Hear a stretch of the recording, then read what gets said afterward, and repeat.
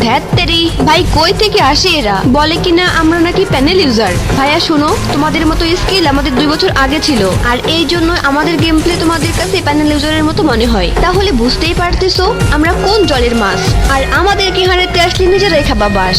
তারপরেও যাদের অনেক বেশি কারেন্ট, তারা ইউআইডি দিয়ে যেতে পারেন। আর হ্যাঁ, কমেন্ট বক্সে নিজের পরিচয় না দিলে অনেক বেশি খুশি হব। যারা রেসপেক্ট দিয়ে কমেন্ট করবে তাদের চ্যালেঞ্জ আমি অ্যাকসেপ্ট করব।